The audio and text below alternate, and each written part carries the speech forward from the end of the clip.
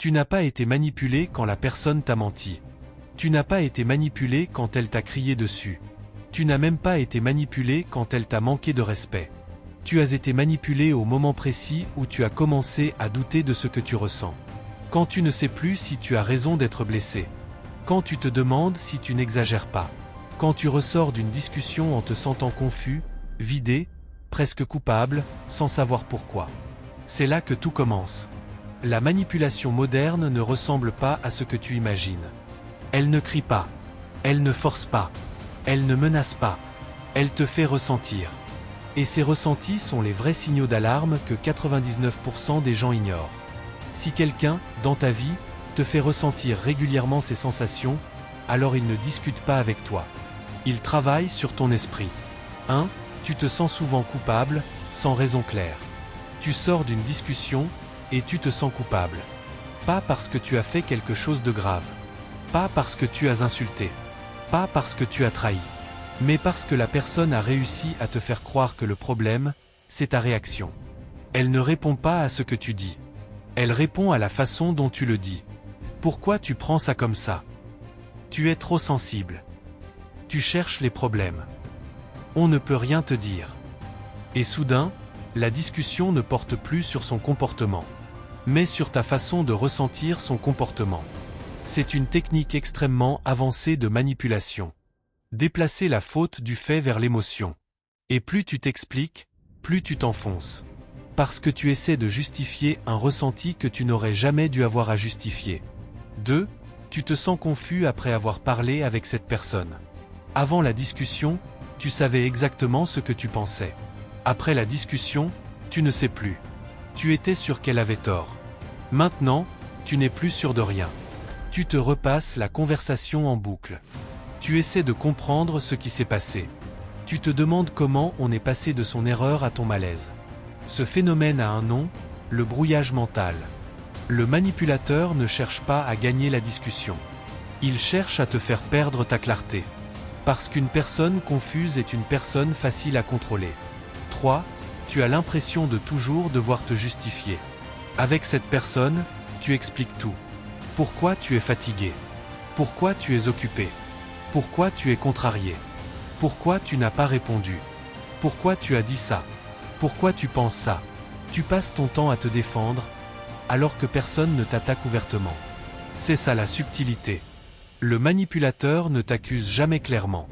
Il te met dans une position où tu ressens le besoin de prouver que tu es correct. Et sans t'en rendre compte, tu passes du rôle d'égal au rôle d'accusé permanent. 4. Tu te sens vidé après avoir passé du temps avec lui, elle. Pas fatigué physiquement. Épuisé mentalement. Comme si ton cerveau avait couru un marathon. Tu n'arrives même pas à expliquer pourquoi. C'est parce que ton esprit a passé tout ce temps à analyser les mots, analyser les tons, analyser les sous-entendus, essayer de ne pas mal dire, essayer de ne pas mal réagir. Tu étais en état d'alerte permanent. Et tu ne l'as même pas remarqué. 5. Tu as peur de mal dire les choses avec cette personne. Tu réfléchis avant de parler.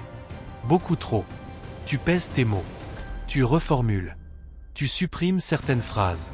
Parce que tu sais qu'un simple mot peut déclencher une discussion interminable, un reproche caché, une tension inutile. Alors tu t'adaptes.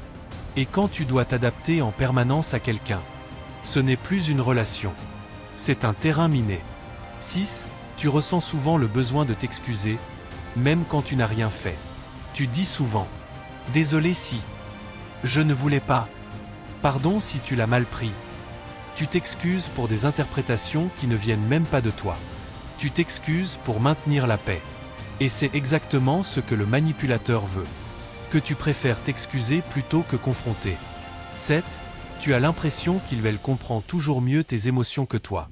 Cette personne te dit ce que tu ressens. Tu es jaloux. Tu es frustré. Tu es insécurisé. Tu es dans l'émotion. Et parfois, tu finis par y croire.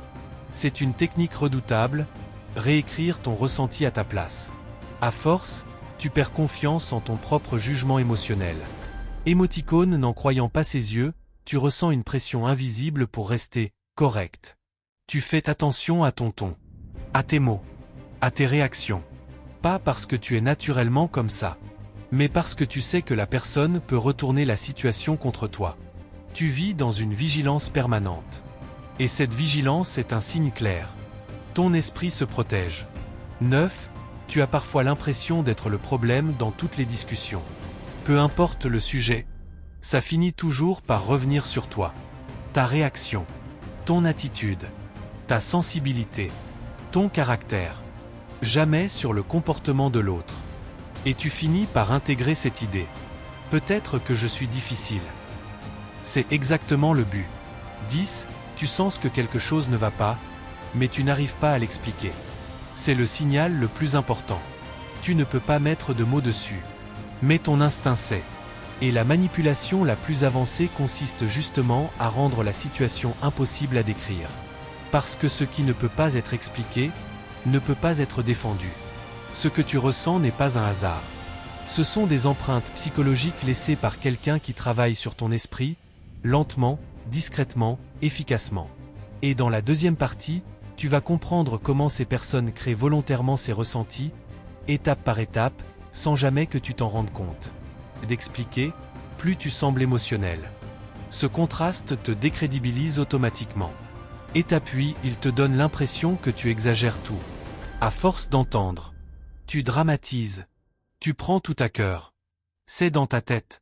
Tu finis par minimiser toi-même ce que tu ressens. Et une personne qui minimise son ressenti devient facile à manipuler. Étape 9, il crée une dépendance invisible. Tu veux qu'ils comprennent. Tu veux qu'ils reconnaissent. Tu veux qu'ils admettent. Mais ça n'arrive jamais. Et tu restes, inconsciemment, à chercher cette validation. Étape 10, ils savent que tu ne peux pas expliquer ce qu'ils font. Si tu essaies de raconter ça à quelqu'un, ça sonne flou. Tu n'as pas de preuves. Pas d'insultes. Pas de cris. Juste un malaise constant. Et c'est pour ça que cette manipulation est si puissante. Elle ne laisse aucune trace visible. Seulement des sensations. Si tu t'es reconnu dans plusieurs de ces points, ce n'est pas une coïncidence. Quelqu'un, quelque part dans ta vie, utilise ces mécanismes sur toi. Et maintenant, tu comprends pourquoi tu te sentais coupable sans raison, confus après certaines discussions, épuisé mentalement, obligé de te justifier, en train de douter de ton propre ressenti. Ce n'était pas toi. C'était une stratégie. Et le plus important, maintenant que tu le vois, ça ne fonctionnera plus jamais de la même manière. Parce que la manipulation perd tout son pouvoir quand elle devient visible. Si cette vidéo t'a ouvert les yeux, abonne-toi maintenant à Ombre Révélée. Ici, on met des mots sur ce que les autres te font ressentir sans que tu comprennes pourquoi. Like la vidéo, partage-la à quelqu'un qui vit peut-être exactement ça sans savoir l'expliquer. Et écris en commentaire « J'ai compris » si tu t'es reconnu dans ces signes. Tu n'étais pas faible. Tu étais manipulé. Et maintenant, tu vois clair.